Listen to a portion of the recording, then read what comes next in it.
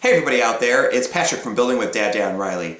Some updates on my channel. I was able to be on a few live streams. This was my first weekend that I was actually on a live stream. Usually I just kind of hang out in the chat. The first live stream I was on with Nick and Maria from Nick's Brick Life. They're doing I guess they're going to try to do a live stream every Friday. So I look forward to not only maybe trying to get on there again, but definitely just going to participate because they definitely like Lego a lot and it's a great family experience.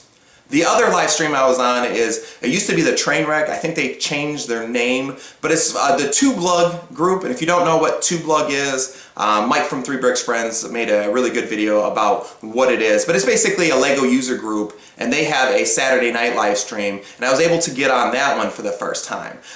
When I was on there, I actually coined a Lego phrase that Big B from Big Breeze Bricks is giving me credit for, and that is Rainbow Brick.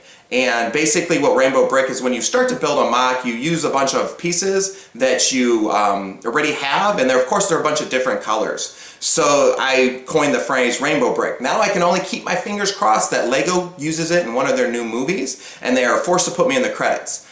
At least I can dream.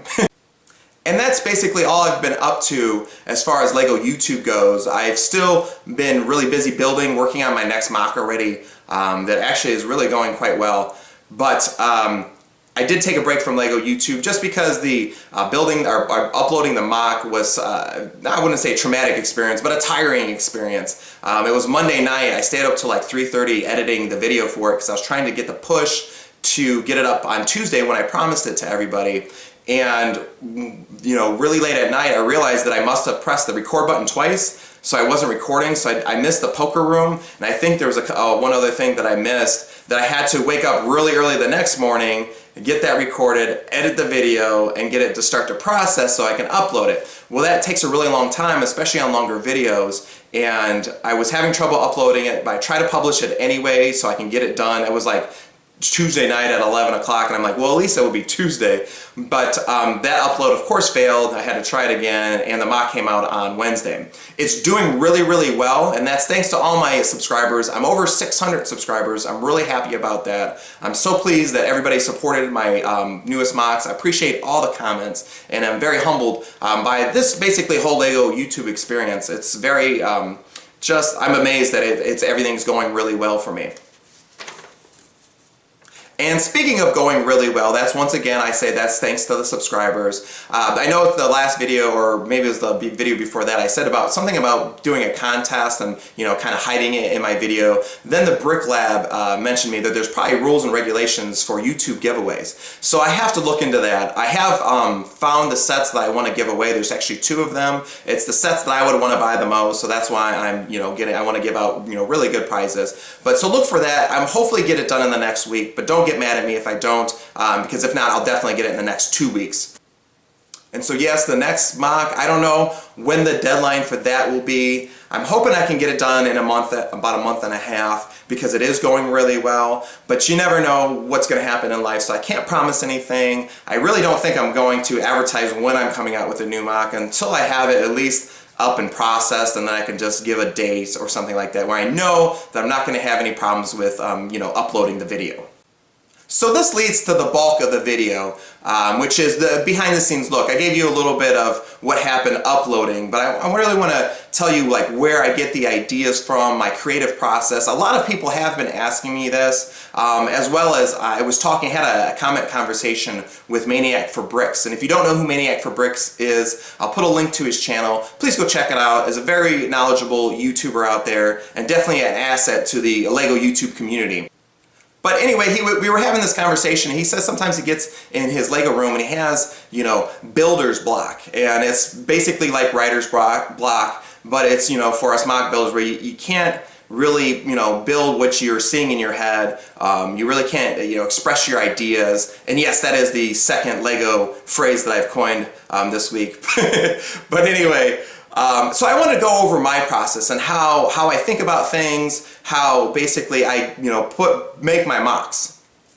So the first thing you obviously have to do is know what you're going to build. You know, like I said, from the Brick Daniels bottle, I knew I wanted to build a bar. So then it's what kind of bar. There's several different bars out there in real life. You have your sports bar, you have like more of a pub bar that serves food and has bar. You have your hole in the wall bars, you have your punk rock bars. There's, several different kind of bars. Well, I wanted to go with the, rundown / punk rock bar. I've been to some really good shows in my past, and they've been in really sketchy neighborhoods and places that you feel a little uncomfortable just going to. One of the first things I do is, once I decide I'm building a Lego bar, is I just go to Google Images and I type in Lego bar. And I see what other people have built. I see if there's anything great that I want to maybe use in my build, and see what they've done that maybe I can do better. This is the one I had come up with. It's kind of a hole in the wall bar. As you can see by the door is set back kind of like I set back my door. The only thing that's really different is this one has a second floor that I actually wanted to do, but as I widened the mock, I realized that the top stairs apartment really wasn't going to happen. Now, luckily, I did shoot a behind-the-scenes video from the beginning of the mock, and I'm going to go ahead and show you that clip. The audio on it's pretty raw. I didn't think I was actually going to use the audio, but there is a very funny, Riley says something very funny at the end, so pay attention to that, and go ahead and check out this start of my mock. And this one I'm doing a little bit. I'm going to show you a little bit behind the scenes. This is before I really added a lot of orders, a lot of Bricklink orders to this mock here. Excuse me for the lighting, it's a little dark. As you can see, I got the bar in. Someone's having breakfast there. That's not going to be part of the mock. No. Oh, we got the taps in and all that stuff. The cash register. Oops, this tab should be up.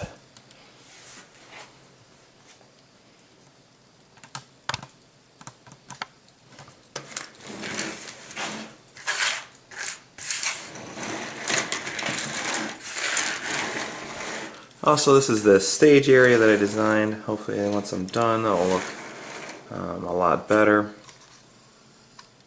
And then I haven't even put in the pool table yet. Oh, what keeps falling off? This. Oh, here, I'll help you out. Oh, the pool table is going to be right here? Yep, absolutely.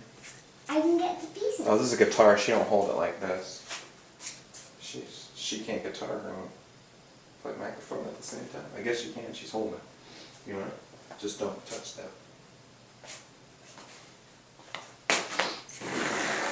There's Greedo and the other side of the bar, what we're working with at the beginning of our mock. I might show this once the mock is finished, just some of what I basically had as an idea when I started. Where's Greedo?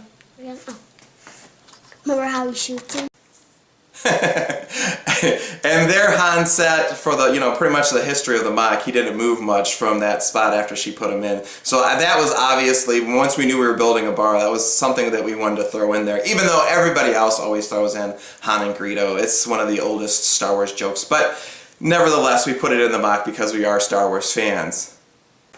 Also, I'm going to flash on the screen a few photos. One is of the keg that I came up with first, and then a couple attempts at a microphone stand. As you can see, I'm constantly working through things, trying to come up with the best build, basically, what's going to look the best. So then it goes on to the artwork. At a lot of these bars that I had envisioned, they have a lot of other rock posters and things of that sort. That's why I kind of stuck with the skull theme. There's more skulls in that bar than anything, because that's kind of the punk rock or actually heavy, metal rock atmospheres, having these skulls and cool stuff like that. So I bought a lot of tiles. I didn't even use half of the ones that I bought, but I just wanted to see what different ones would look like, and I think the ones that I used really added to the mock. And that's something else I was telling Maniac for Bricks, is that when you build a mock, it has to be somewhat like organic in the fact that it's constantly changing and moving. Not that it's ever alive, but it's more of that it has to evolve. It has to change. And like I said, I originally wanted to put an apartment on the top, But that's when I started with, I started with the 16 by 32 base plate, and then when I put a stage on there, I realized that I was going to have to go wider to the whole 32 by 32 base plate, and I left, you know, a little space on the side because I was actually going to run the stairs up there for the apartment on top. But as I moved that wider and then deeper, I went to the 32 by 32 base plate, and then I added an extra 16 by 32 base plate on the end. So, you know, once I did this, the apartment that would be up top of this building would be huge. It'd be more like a luxury apartment. And since I was going for that rundown feel, I don't think it would just make sense to, you know, have this rundown bar and have a luxury apartment on the top that's huge. So I ended up, you know, getting rid of that idea and then putting the sign on top, the Empty Mug sign, and I think that worked out really well. The other thing I wanted to put in the MOC was a back deck. There has been, of course, smoking regulations in the state of Ohio where I live, and now every bar has a patio or a deck. And this is for the smokers that you know, frequent these bars that still smoke. They have to go outside now. And since every bar in my area has one, I wanted just to put that in for realism. However, it was between that and the poker room. I personally thought the poker room was a lot cooler. I've got a lot of comments on the poker room, so I'm assuming everybody else enjoyed that, as opposed to what I can really do with a deck. It wouldn't have been that cool per se. So, you know, once again, you always got to change from ideas that you might originally have, and you have to be open to that and not, you know, get upset when you can't do exactly what you want to do. And the last thing I like to do, I like to get in the mind of a minifig. And I know, you know, obviously minifigs aren't real, but you know, if they were, and if I was that size, how would this building look to me? And that's how I kind of, you know, wanted to make the Jam Factory really intimidating. And that's why, you know, the front of it kind of leans forward with those inverted slopes. When you come in, it's the all black floor, and you know, there's the Jam Factory sign right in front of you, just to show you, you know, a little bit of intimidation, like this is a really big, serious business. Whereas in the Empty Mug, I tried to make it a little bit more of the rundown. Like I added the graffiti on the side. You know, there's spray paint in the bathrooms. There's, you know, handwriting in the bathrooms. I hope some people thought that was funny, you know, because usually there is some adult messages. I hope I kept it family safe. Speaking of family safe, that was one kind of thing I thought about, is really, should I even do a bar scene? Because, you know, that's a little bit more adult. Riley never got it. She would say, you know, she would pick up a Stud Light and call it a soda.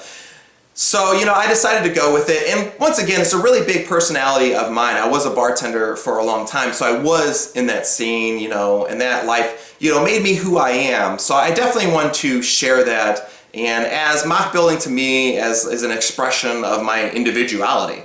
So, you know, I did think about it, but I ended up wanting to build it anyway. You know, I got really good responses from it, and I haven't got any negative responses for it. So I'm really glad about that. I was, you know, fearful that there might be, you know, some mom out there and how dare you influence kids in a bad way or something of that sort. So when I was doing the video, I make sure instead of using the words beer and alcohol, I used like draft and spirits, because I didn't really even want to associate it with, you know, drinking or anything adult nature.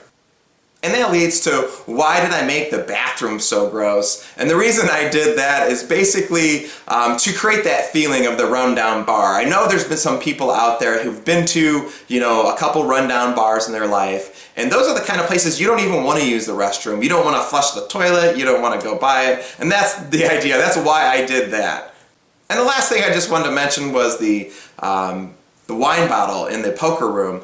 And the reason I originally saw it, I was like, well, wine bottle, Lego wine bottle, I need that for the bar. And then I saw the price, it was like $7. I ended up getting it with 9 with the minifigure, so I paid $2 extra and got a minifigure with it. It seemed like a better deal for me at the time. And I didn't want to put it in the main bar because those were just, you know, cheaper bottles. And then, you know, being the poker room, being more exclusive, being, you know, secretive, I thought that would be the cream of the crop of people and the higher end, and the people that were going to drink the high-end bottles. So I ended up sneaking that in there as well.